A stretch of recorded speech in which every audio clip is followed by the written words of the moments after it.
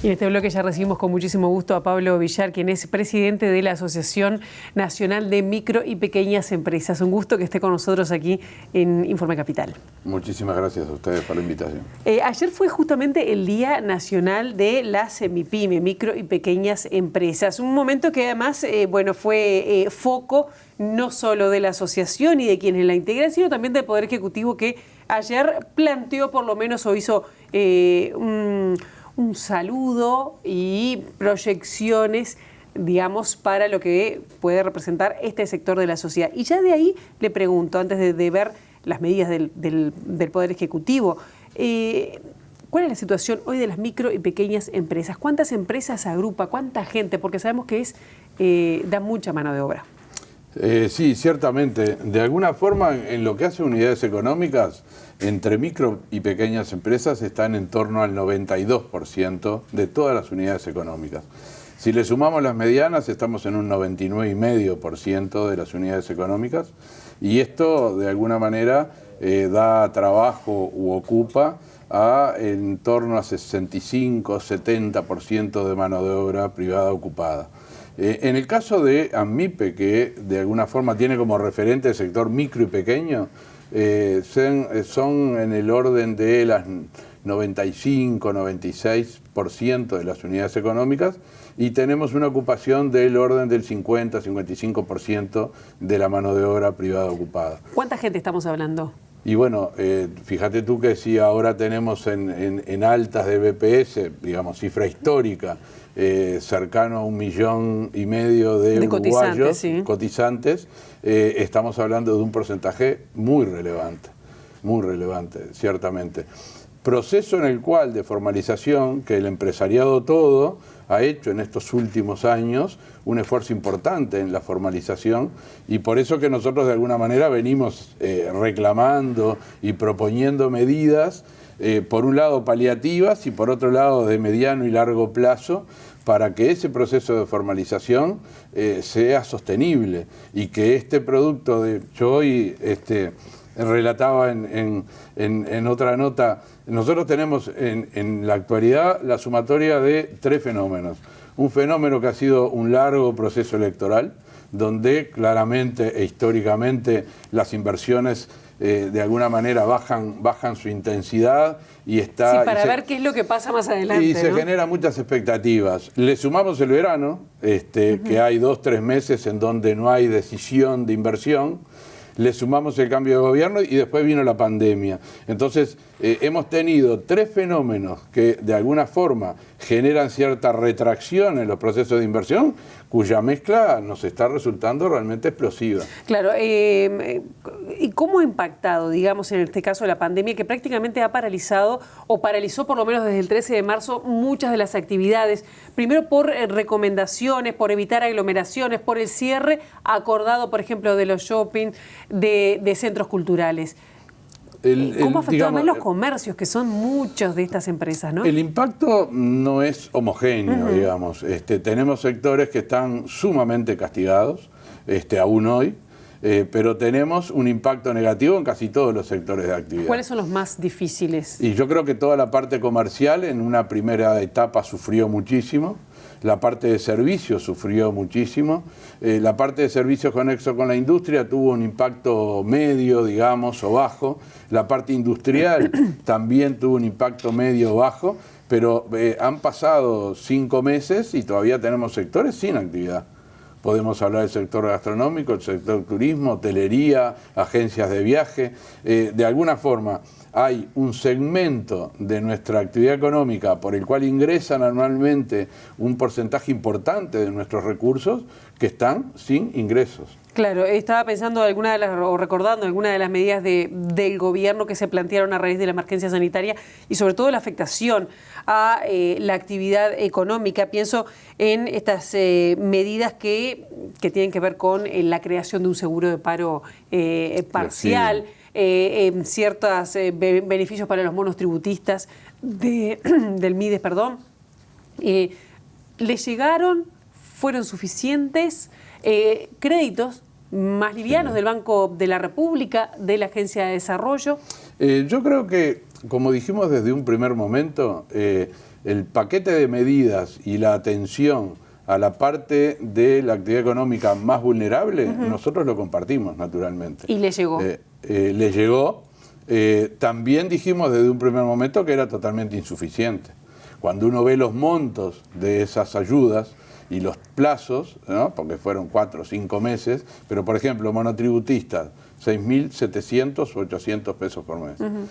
Pensamos que una persona que tiene un emprendimiento, que tiene un puesto callejero, es un artesano que vende en una feria, digamos, no menguada, ve paralizada su actividad, con ese monto es imposible sostenerse y sostener a su familia. Entonces, en resumen, fueron medidas que se alinearon de alguna forma con las necesidades, pero fueron altamente insuficientes.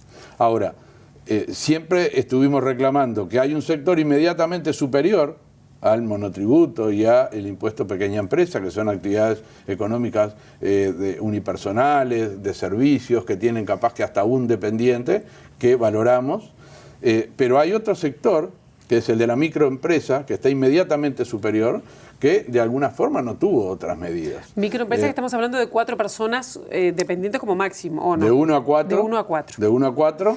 De alguna forma hubo una medida en el Ministerio de Trabajo que valoramos, que fue una quita del 40% de aportes patronales por un periodo, que después se amplió, pero le vimos una escasa universalidad, porque también hay empresas que son sociedades anónimas y son del mismo segmento empresarial y no fueron alcanzadas por esta medida. Entonces, muchas familiares, ¿no? Hay muchas empresas familiares, como no solamente pasa en Uruguay.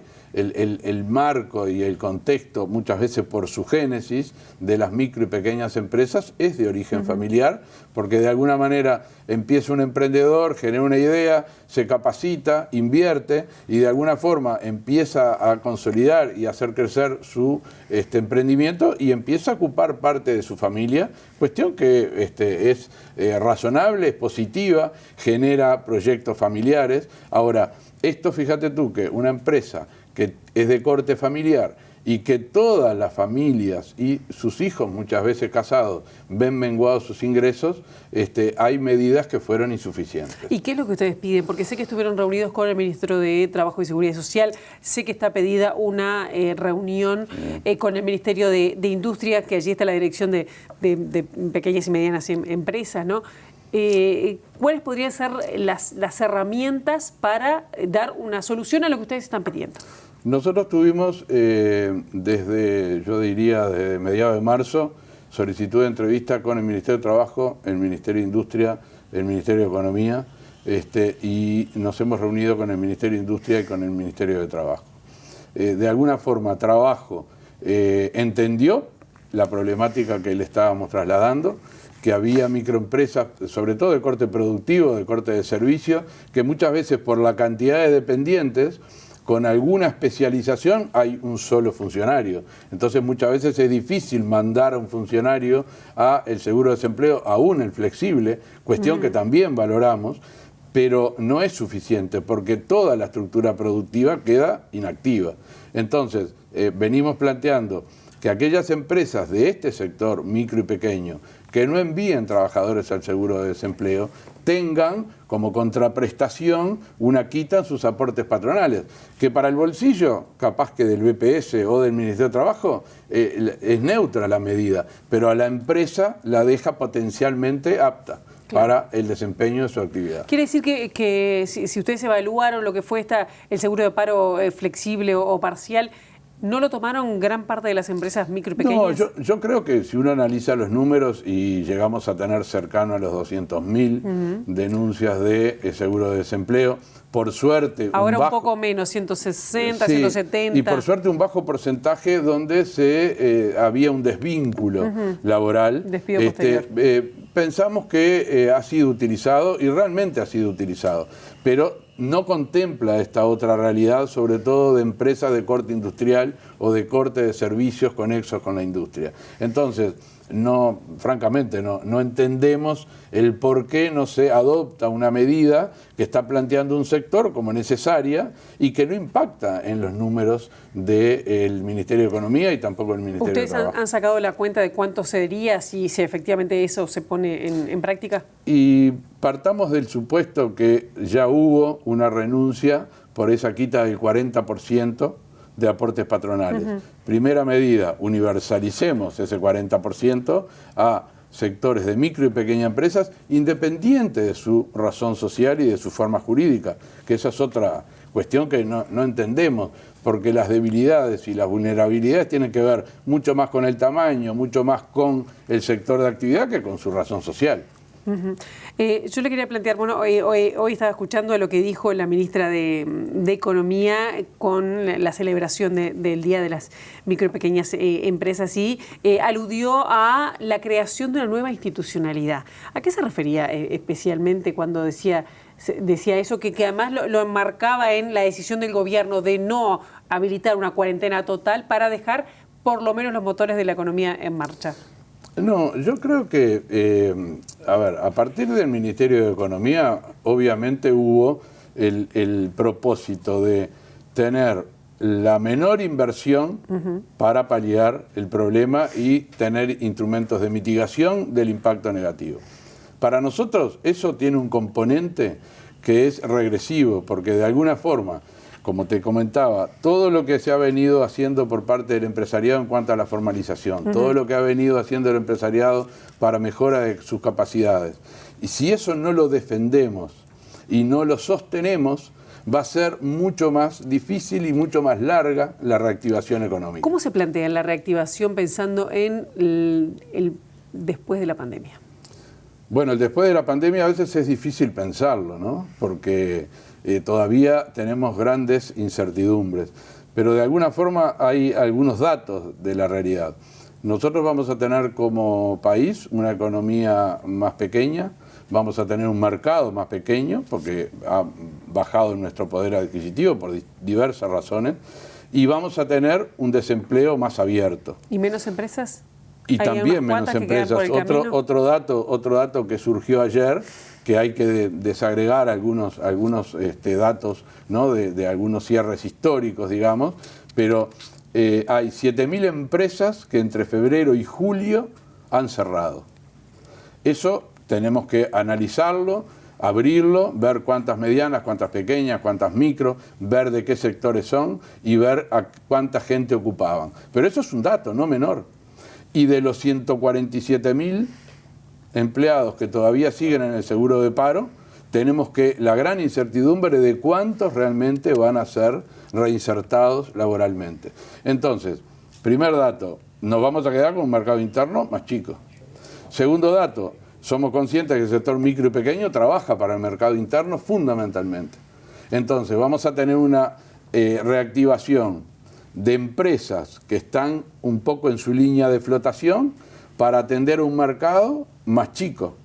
Entonces, realmente la reactivación va a ser lenta a nuestro entender, porque por otro lado tenemos otra realidad que es el entorno regional e internacional. Toda la empresa exportadora que de alguna forma tracciona del resto del aparato productivo nacional, tiene grandes incertidumbres. Ha bajado la exportación aún en los rubros clásicos, y eso, quiera que no es que tenga un derrame en la economía, tracciona de la economía. Entonces, si por un lado vemos que las puertas se hayan cerrado de alguna manera con la frontera, no habilitó a que haya un movimiento mayor por lo menos a la interna. Y vamos a tener ¿cuánto del porcentaje de ingresos por turismo que no va a entrar en el 2020? Lo veo como problema, claro. Es un gran problema. El turismo está ingresando casi que el sector carne tradicional, agroexportador. Entonces, eso es un gran problema. Y es un gran problema porque tenemos sectores gastronómicos, hotelería, agencias de turismo que está con funcionamiento cero.